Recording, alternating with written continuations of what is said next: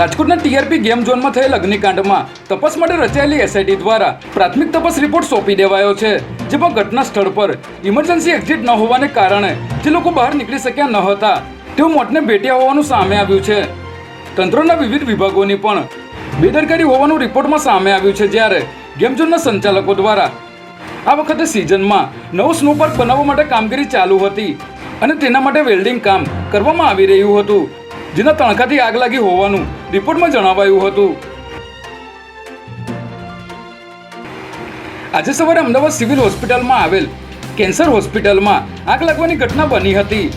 મળતી માહિતી અનુસાર સિવિલ હોસ્પિટલ કેમ્પસમાં આવેલ કેન્સર હોસ્પિટલની બિલ્ડિંગના 5મા માળે એસી કોમ્પ્રેસરમાં આગ લાગી હતી, પરંતુ હોસ્પિટલમાં ફાયર સેફ્ટીના સાધનોનો સદુપયોગ કરીને આગ બુઝાવી લેવામાં આવી હતી, જેને પગલે મોટી જાનહાનિ ટળી હતી.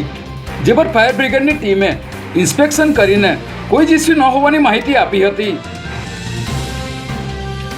ઈડર તાલુકાના જાદર પોલીસ સ્ટેશનના હેડ કોન્સ્ટેબલ પિયુષ પટેલ અને કોન્સ્ટેબલ રમેશ રાઠોડે એક ફરિયાદ વિરુદ્ધ થયેલ 3 અરજીઓના નિકાલ માટે અને ફરિયાદીને હેરાન ન કરવા બદલ 10 લાખની લાંચ માંગી હતી અને હિંમતનગર રોડ પર આવેલ આશીષ હોટલની સામે લાંચની રકમ સ્વીકારવા આવ્યા હતા. ત્યારે ફરિયાદીએ બંને પોલીસ કર્મીને 4 લાખ આપ્યા હતા, પરંતુ આરોપીઓને શંકા જતા લાંચના નાણાં લઈને ગાડી લઈ ફરાર થઈ ગયા હતા, જેથી એસીબી પોલીસે કારનો પીછો કરતા તેમની કાર ઈડરના શેરપુર પાસે આવેલ એક ખેતરમાંથી મળી આવી હતી. ત્યારે એસીબીએ કાર કબજે લઈને બંનેની શોધખોળ હાથ ધરી છે.